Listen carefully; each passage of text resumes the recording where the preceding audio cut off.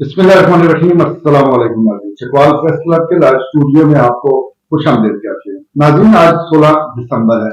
बदकिस्मती के साथ 16 दिसंबर हमारी तारीख का स्याह तरीन दिन है। 16 दिसंबर 1971 को मुल्क के दो टुकड़े हो गए, दो लख्त हो गया और इसके नतीजे में पाकिस्तान अधूरा हो गया। इसी तरह 16 दिसंबर 2014 को सानिया APS हुआ, जिसमें मासूम बच्चों समेत 149 अफराद को दहशतगर्दों ने फायरिंग करके शहीद कर दिया।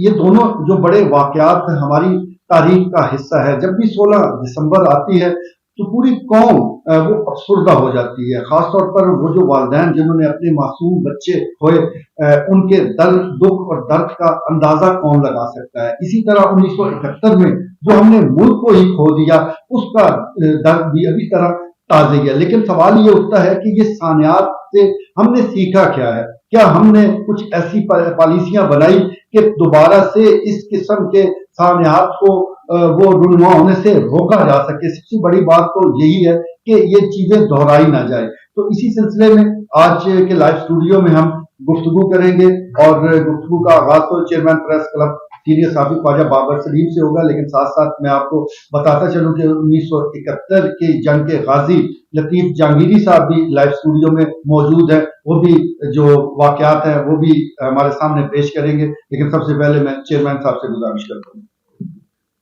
बिल्कुल यही बड़ा दुरुस्त आपने सबक कोई नहीं सीखा और बिल्कुल वही मक्खी पे मक्खी हम मारे जा रहे हैं। और बिल्कुल 75-76 साल बिल्कुल इतनी अजीम कौम, इतना अजीम मुल्क, ना कोई लाइन है, ना कोई डायरेक्शन है, लीडरशिप का कोई प्लान है। तो एक अजीब मतलब एक खुद साख्ता और बिल्कुल अननेचुरल एक निज़ाम इधर बिल्कुल जो कि आम आदमी के लिए बिल्कुल तकलीफ दे होता जा रहा है। तो बहरहाल ये रात को ये देखें, ये इतने अजीम मुल्क में ये आप रात को जिस तरह, मैं कहता हूँ शुक्र है ये सुप्रीम कोर्ट ऑफ पाकिस्तान भी है कि अगर ये कल रात को जो एक 2-3 घंटे का जो एक सेशन हुआ है बड़ा ईमान अफरोज, तो ये ऐसे ही अगर सारी ये अदालतों में ऐसे इंसाफ और ऐसे नजर आए कि भाई, और जिस तरह मैं समझता हूँ कि उन्होंने एक बिल्कुल कह रहे हैं सारे मुल्क की देख रहे हैं, साजिशें ही साजिशें हो रही हैं। और बिल्कुल ये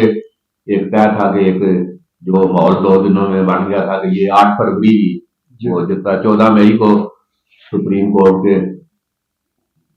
एक्टिव बंदियाल का हुक्म और फुल बेंच का हुक्म जिस तरह उड़ाया गया, ये भी रिकॉर्ड करता है। और अब ये 8 मई, तो 8 मई पे वो कह रहे थे इसके बिल्कुल इस पे खर्चे का आधार करना ही तोहिने अदालत है। तो वो मैं समझता हूँ कि ये justice chief justice supreme court of Pakistan ने अपने उस जो हुक्म था उसको कल मतलब एक नजर आया कि भाई ये ऐसे नहीं भाई ये। और मैं समझता हूँ एक तारीख साल और एक कौम को एक बिल्कुल एक फिर एक अभी कौम अजीब मकसूद मसले का शिकार है और खुदा यकीनी और ये सारी सूरत में। तो बहरहाल ये शुक्र है कि ये शेड्यूल भी आ गया और हम इधर गुज़श्ता 1 माह से यही कह रहे थे कि शेड्यूल लाओ भाई, इलेक्शन लाओ, शेड्यूल लाओ, और अल्हम्दुलिल्लाह ये शेड्यूल भी आ गया। तो इसका मतलब ये है कि आने वाले ये 1.5-2 महीने में 8 फरवरी तक एक कौम जो है ना एक अच्छा फैसला, हमें यकीन है अच्छा फैसला, मगर कोई अल्लाह करे कि इस इलेक्शन के नतीजे में कोई चीज सामने आए। तो बहरहाल ये आज आपने जिक्र किया मुझे डाका है, तो मैं तारीख का ये दोहराऊंगा। तो ये 1900 ये 72-73 में जब ये उधर ढाका भी हो गया, तो वो इधर मैंने भी इधर ग्रेजुएशन कर दी, तो वो अजीब वो भी बड़ा कौम एक बड़े आजमाइश से गुजर रही थी। तो बहरहाल वो उन्होंने जी हुक्म होया ब्रिगेडियर ख्वाजा तारक महमूद उधर पाकिस्तान हिंदू फैक्ट्री के जनरल मैनेजर, तो चलो जी वो काम सीखो जी, जो उस वक्त ट्रेंड था, कोई टेक्निकल काम सीखो के बाद ये एक उस वक्त एक ट्रेंड था। तो इधर हमने भी टिकट वो तेज गांव कटा के तो लांडी कराची में पहुंच गए। तो वो ब्रिगेडियर ख्वाजा तारक महमूद एक स्टार लगा हुआ गाड़ी पे और पूरा जो एक माहौल है, तो उसका भतीजा जी, वो रैश भी उधर ही है उनकी रैशगाह पे। तो वो टेस्ट होएगा जी, वो टेस्ट लिया जनाब मेरा। वो क्योंकि मैं BFP था तो वो एक अच्छी तरह पोजीशन में, दानियाल भी बाद में आए, वो एक हेल्पर और वो छोटी है ना وہ ویسے ہی 1 منٹ میں ہم دو تو بھرتی ہو جاتے تھے. تو میرا ذرا وہ کوئی تھوڑا سا اچھا اب اچھا تھا. تو انہوں نے ٹیسٹ ہوگا جی, وہ ٹیسٹ ہوا میرا تو 13/100 ٹیسٹ میں 13/100. وہ بیٹی نے فوجی طریقے سے تو آنکھیں شاکیں نکالی, میں نے کہا کیا بھائی یہ کیا ہے؟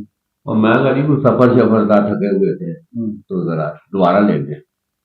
وہ دوبارہ حکم ہوا, دوبارہ جی 7/100.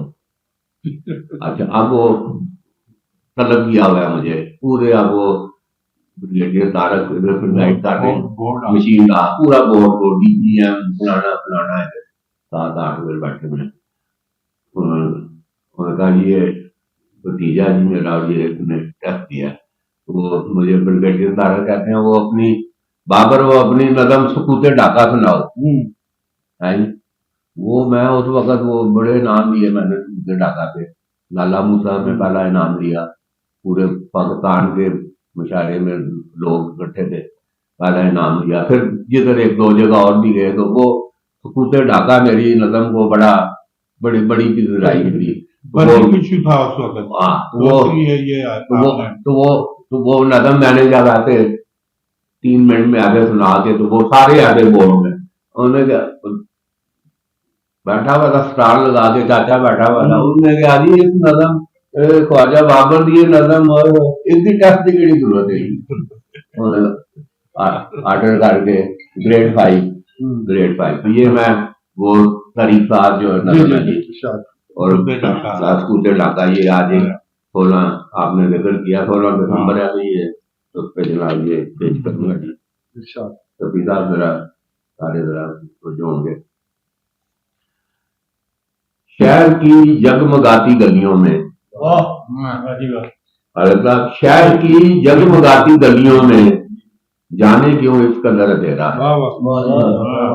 شہر کی جگمگاتی گلیوں میں جانے کیوں اس قدر اندھیرا ہے. کوئی تارا ہے نہ کوئی مہتاب, کوئی جگنو ہے نہ کوئی قندیل, ہر طرف ہے محب سناٹا. کوئی جگنو ہے نہ کوئی قندیل, ہر طرف ہے محب سناٹا. کوئی نغمہ ہے نہ کوئی آواز, ہر طرف ہے اداسیوں کا ہجوم. زندگی ہر خوشی سے ہے محروم, ذہن و ادراک دل پہ چھائے ہیں, لاکھ اندیشہ ہے دور دراز. دین و ادراک دل پہ چھائے ہیں, لاکھ اندیشہ ہے دور و دراز. اور کس کی یادوں نے سارے شیش محل, کس کی یادوں نے سارے شیش محل, آرزوؤں کے اور امیدوں کے ہم نے جو کل تلک بنائے تھے آج بے وقت آ کے ڈھائے. ہم نے جو کل تلک بنائے تھے آج بے وقت آ کے ڈھائے ہیں. دوستو وہ ہے ثانیہ عظیم, دوست پر زندگی کی لاش لیے ارض بنگال پر جو گزرا ہے. دوستو وہ ہے ثانیہ عظیم, دوست پر زندگی کی لاش لیے ارض بنگال پہ جو گزرا ہے. جس کے دھندلے سے ایک تصور سے ابن آدم کا دل لگتا ہے.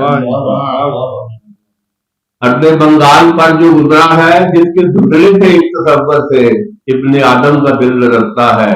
اشک خون آنکھ سے ٹپکتا ہے, زندگی کو روتی ہے دشمنوں کے اٹھائے طوفان.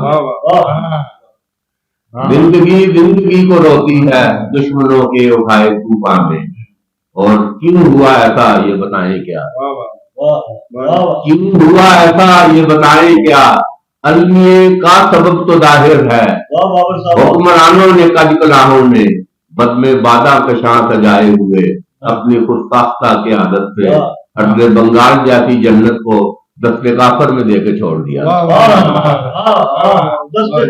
اپنی خود ساختہ کی عادت سے ارض بنگال جیسی جنت کو دست کافر میں دے کے چھوڑ دیا.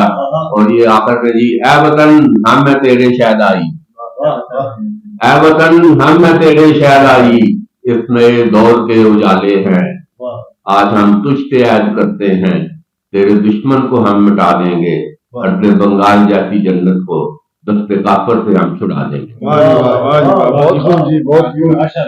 ماشاءاللہ جی, ایک الفاظ میں درد سمایا ہوا ہے, اور جس ماحول میں یہ اس وقت پڑھی جاتی ہوگی تو یہ یقینی طور پر جس طرح خالد صاحب بتا رہے ہیں کہ بہت سے انعامات اور بہت سے اس میں جو ہے ان کو سراہا گیا، تو یہ سراہنے والی بات بھی ہے، لیکن پھر بات نہیں آ جاتی ہے کہ ہم نے سبق حاصل کیا کیا۔ اس وقت بھی بات جمہوریت سے شروع ہوئی اور عملیت پر ختم ہوگی، اب بھی اسی قسم کے خطرات وہ لاحق رہتے ہیں۔ میں نے جیسا بتایا کہ ہمارے ساتھ 1971 کے جنگ کے غازی لطیف جہانگیری صاحب بھی موجود ہیں، تو آج 16 دسمبر 1971 کے حوالے سے بھی ہم بات کر رہے ہیں، ساتھ ساتھ 16 دسمبر 2014 کا جو APS کا سانحہ ہے اس پر بھی شرکا بات کریں گے۔ لطیفی صاحب سے میں جہانگیری صاحب سے میں کہوں گا کہ وہ مختصراً 1971 کے جو چند واقعات ہیں اس پر روشنی ڈالیں۔ جناب جہانگیری صاحب۔ بسم اللہ الرحمن الرحیم۔ 1970 میں انتخابات ہوئے جن میں 2 پارٹیاں حکمرانی حاصل کرنے کے لیے ابھر کر آئیں۔ انہوں میں مغربی پاکستان سے جناب ذوالفقار علی بھٹو، جن کا لاڑکانہ صوبہ سندھ سے تعلق تھا، اور مشرقی پاکستان سے شیخ مجیب الرحمان۔ شیخ مجیب الرحمان عوامی نیشنل پارٹی عوامی لیگ لے کر آئے اور جناب ذوالفقار علی بھٹو نے اپنی پیپل پارٹی بنائی۔ انتخابات ہوئے۔ ان انتخابات کے وقت شیخ مجیب الرحمان نے 160 سیٹیں حاصل کی اور جناب ذوالفقار علی بھٹو نے 80 سیٹیں حاصل کی۔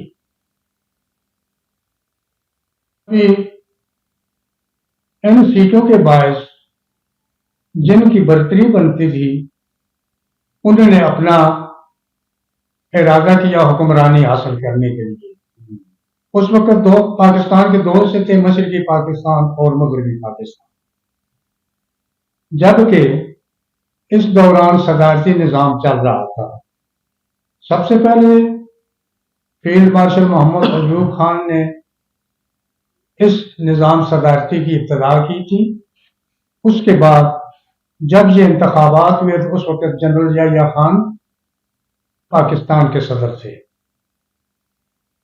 شیخ مجیب الرحمان کی برتری تھی، حق تو ان کا بنتا تھا کہ پاکستان کی حکمرانی انہیں دی جاتی اور انہیں وزیر اعظم بنایا جاتا، لیکن پیپل پارٹی کے رہنما جناب ذوالفقار علی بھٹو اس بات سے راضی نہ تھے۔ ذوالفقار علی بھٹو چاہتے تھے کہ پاکستان کی حکمرانی مجھے ملے اور شیخ مجیب الرحمان میرے ماتحت ہو، لیکن اس خدشہ کا اظہار جب شیخ مجیب الرحمان نے کیا تو انہیں جیل میں ڈال دیا گیا۔ اس وقت کے اخبارات سر ورق جنگ اخبار کا، اس کے اوپر شیخ مجیب الرحمان اور ذوالفقار علی بھٹو دونوں کی تصویر دکھائی گئی نمایاں طور پر سر ورق پہ۔ دونوں نے ایک دوسرے کا ہاتھ پکڑا ہوا ہے۔ جناب ذوالفقار علی بھٹو نے کہا ادھر تم ادھر ہم۔ اگر اخبار وہ تاریخ میں پڑھی ہے تو اسے نکال کر یہ تاریخ کے لحاظ سے دیکھا جا سکتا ہے۔ شیخ مجیب الرحمان نہ مانے۔ شیخ مجیب الرحمان نے اعتراض کیا چونکہ میری اکثریت ہے ووٹوں کے لحاظ سے اور میرے بنگالیوں نے اکثریت سے مجھے ووٹ دیے ہیں، میرا حق بنتا ہے کہ پاکستان کی وزارت عظمیٰ مجھے ملے اور میں حکمرانی کروں، لیکن شیخ مجیب الرحمان کو مچ جیل میں ڈال دیا گیا۔ جب یہ قصہ عام ہوا کہ شیخ مجیب الرحمان کو حکمرانی دینے کے بجائے جیل دے دی گئی ہے تو بنگالیوں نے بغاوت کر دی۔ یہ وقت فروری مارچ کے مہینے کا تھا، سن 1971 میں۔ ابھی جو افواج تھی پاکستانی مشرقی پاکستان میں، بنگالیوں نے جب بغاوت کی تو ان کے ساتھ قانونی لحاظ سے اور اسلحے کے لحاظ سے بنگالیوں کے ساتھ نمٹنا شروع کیا۔ بنگالی اس وقت خوف سے ڈر کر نزدیک تر چھاونی مغربی بنگال کی کلکتہ چھاونی میں پہنچ گئے، یہاں پر ہندوستان کی حکمرانی اس وقت اندرا گاندھی کر رہی تھی. جب کلکتہ چھاؤنی میں پہنچے تو ہندوستان والوں کو اور موقع مل گیا پاکستان سے ستمبر سن 1965 کی جنگ کا بدلہ لینے کے لیے. انہوں نے آئے ہوئے بنگالیوں کی ٹریننگ شروع کر دی. اس میں وہ مجاہد بھی تھے جنہیں مشرقی پاکستان میں یونٹوں کے طور پر گوریلا وار کے جنگی اسلوب سکھائے جاتے تھے. انہیں ٹریننگ دینی شروع کر دی کلکتہ چھاؤنی میں ہندوستان کی فوج نے.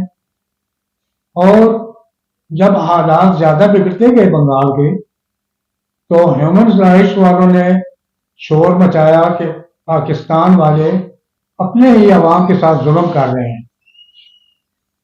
تو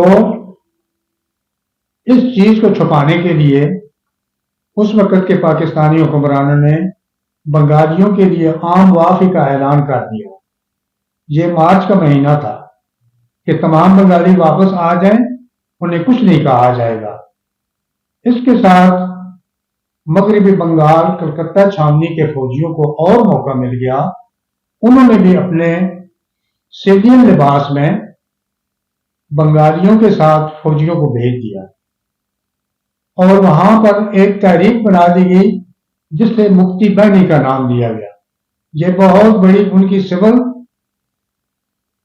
لشکری فوج تھی جو کہ ہمارے مغربی پاکستان کے فوجیوں کے ساتھ لڑنا برسر پیکار ہو گئی.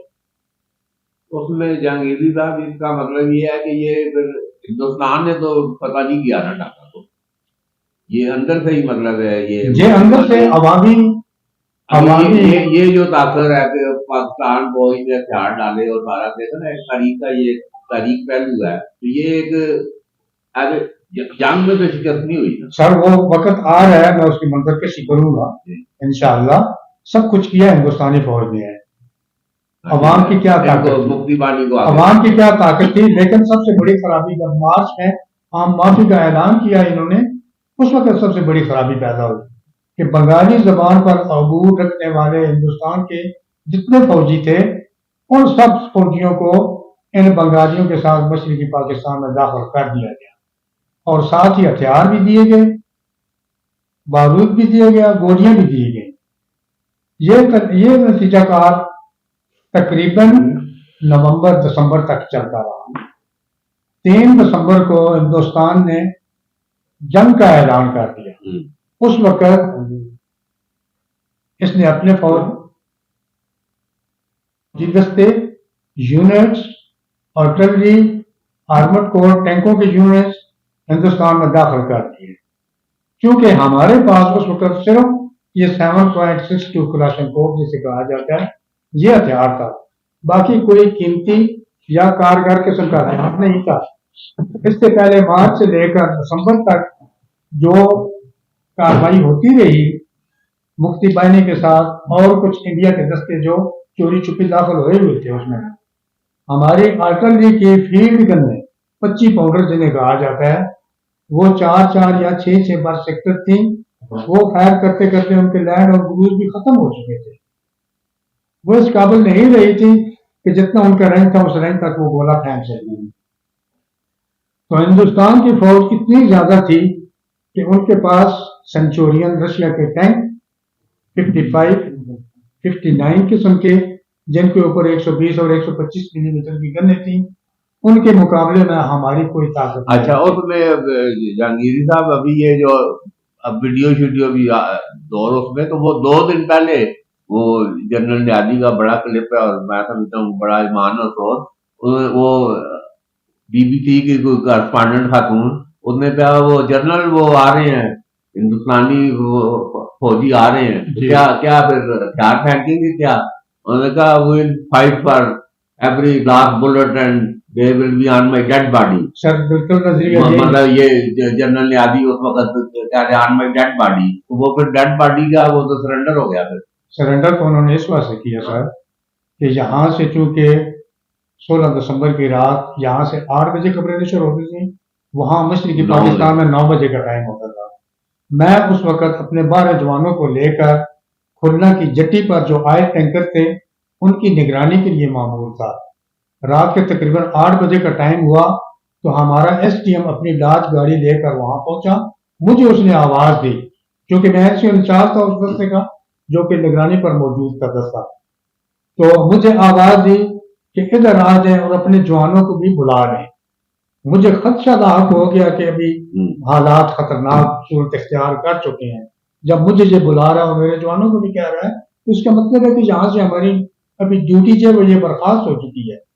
جب واپس ہم پہنچے اپنے کیمپ میں, وہاں اسکواڈن جو تھا ہمارا, تو وہاں ریڈیو پاکستان پر خبریں چل رہی تھی اور جنرل یحییٰ خان نے کہا کہ مشرقی پاکستان کو آج سے آزاد خود مختار ریاست کی حیثیت دے دی گئی ہے, آج سے وہ بنگلہ دیش بن گیا ہے. یہ یحییٰ خان نے میں نے اپنے کانوں سے سنا ریڈیو پاکستان میں. مطلب سرنڈر ہو گیا. ادھر کا 9 بجے کا ٹائم تھا اور ادھر کا 8 بجے کا ٹائم تھا.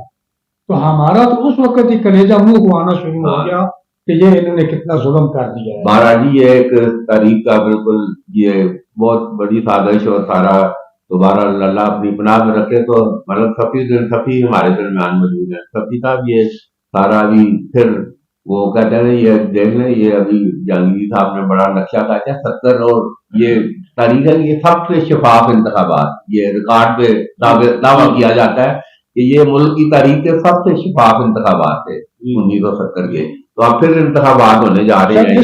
اس میں ملوث تو پھر بات میں تو اس میں ذرا کیا ابھی دیکھتے ہیں یہ اس سے سبق ہمیں کیا لینا ہے کہ اللہ تعالیٰ ہمارے ملک کے اوپر خاص رحمت فرمائے. میں سمجھتا ہوں کہ حالات جو ہے اللہ تعالیٰ کا شکر ہے کہ آج رات کی سپریم کورٹ کے فیصلے نے کچھ بہتری کی اجازت پھر لے, اور یہ بہت اچھا فیصلہ ہے اور قوم کو ایک تذبذب سے نکال لیا گیا. ہمارا دشمن یہ سوچتا ہے اور اس نے ایک ہماری ویکنس کو پکڑا ہے, ہمیں ڈی مورلائز کرنے کے لیے اس نے اے پی ایس سکول والا قصہ جو ہے وہ دہرایا. اس میں 134 سے زائد بچوں کی شہادت ہوئی اور 15 سے 20 عملے کے لوگ جان سے گئے. تو یہ دشمن سمجھتا ہے کہ مسلمان کو اگر ڈی مورلائز کرنا ہے تو اس کے لیے اس کے بچوں کے ساتھ ظلم و ستم کیا جائے. اور میری اس بات کا واضح ثبوت آپ کو اسرائیل میں بچوں کے مارنے پر آپ کو ملے گا کہ اس وقت بچوں کو ہی نشانہ بنایا جا رہا ہے, بچوں کے ہاسپٹلس کو نشانہ بنایا جا رہا ہے, بچوں کے سکولز کو نشانہ بنایا جا رہا ہے. تو میں سمجھتا ہوں وہ سکوت ڈھاکہ جو تھا وہ تو ہمارا جسم کا آدھا حصہ کٹا, جو ہمارے لیے زندگی بھر کا ایک دکھ بھی ہے اور ہم مسلمانوں کے لیے ایک ناسور بھی ہے. اللہ کرے کہ آئندہ زندگی میں ہمیں سوچنے کا اور اچھے فیصلے کرنے کا موقع ہے. تو ابھی راجہ افتخار صاحب رائے صاحب یہ ابھی سارا الیکشن کل بڑا تاریخ تھا یہ سپریم کورٹ کا, اس میں تو ابھی کیا دیکھ رہے ہیں کہ یہ ساری جو 16 دسمبر والے بھی ابھی آج 2 بڑے سانحات کا ادھر ذکر کر رہے ہیں, اس میں ابھی کیا سمجھتے ہیں کہ یہ الیکشن کوئی اچھا راستہ تعین کرے گا, کوئی امید کی کوئی کرن نظر آ رہی ہے کہ ہم یہ ماضی کے یہ جو سانحات ہیں ان سے بچیں بھی اور اچھا کوئی صورتحال سامنے آئے. بہت شکریہ خیر صاحب. ایک تو میں یہ کہنا چاہوں گا کہ ہماری جو قلم اور جو ہماری زبان ہے یہ بڑی محتاط ہم سے لکھ سکتے ہیں اور بڑی محتاط لکھ کے ہم اس کی اردو میں کر سکتے ہیں. جو قومیں خیر صاحب تاریخ سے سبق نہیں سیکھتی وہ پھر قومیں پستی کے اندر جو ہے وہ گرتی چلی جاتی ہیں. یہاں پہ ہمارے بزرگ بیٹھے ہیں, انہوں نے بڑی خدمات دی ہیں فوج میں, بڑا انہوں نے ایک واقعہ جو ہے ڈیٹیل سے بیان کر دیا ہے. اب ضرور یہ چیز کی ہے کہ جو تو ایک وقوع واقعہ ہو چکا ہے وہ تو اب واپس نہیں آ سکتا, لیکن ہمیں مستقبل کے لیے اس سے کچھ سیکھنے کی چیزیں جو ضرورت ہے. اب بات الیکشن کی کر رہے ہیں تو ہم بارہا اپنے پروگراموں میں یہ ذکر کرتے ہیں کہ الیکشن جو ہے وہ جس طریقے سے ہونے جا رہے ہیں, اس قسم کے الیکشن جو ہے یہ کوئی اس کا کوئی مطلب اس کے پرپز یا اغراض مقاصد میں نظر نہیں آتے. لیکن آج بھی صورتحال تقریباً 71 کے ایکول ہے. آج بھی ایک جو جماعت ہے وہ مطلب ہے اس کے جو اس کی ٹاپ کی لیڈرشپ ہے وہ جیلوں میں, جہاں ہم بار بار بات کرتے ہیں کہ ایک جماعت جو ہے وہ اس کے انٹرویو بھی جاری ہے, اسی کی سیٹوں کی بات ہو رہی ہے, ڈبیٹ ہو رہی ہے, اسی کی ٹکٹوں کا رولا ہے, جبکہ جو اس کی فریق ہے جس نے اس کا مقابلہ کرنا ہے اس کی اوپر سے لے کر نچلے تک جو قیادت ہے وہ یا رپوش ہے یا اس کی اپلبھی. آپ یہ دیکھیں کہ مقامی جو ہے وہ ایک یہاں پہ غزالہ چودھری خاتون ہے پی ٹی آئی کی, वो एक बहरी चकवाल जिले की अगर हम बात करें तो वो एक अभी खड़ी हुई थी पीटीआई के साथ, वो कल ये परसों मैंने एक सोशल मीडिया पे देखी है, उनके खिलाफ भी एक एंटी करप्शन एप्लीकेशन हो गया।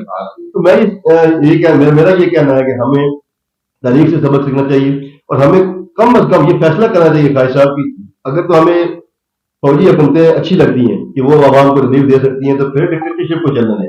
अगर जमहूरियत की अफवाह है चले लूही लग रही है तो फिर कम अज कम जमहूरियत को फिर तमाम जमातों को उनको मौका फराहम करें और एक आजादाना और मुसलमाना जो है वो इलेक्शन करें।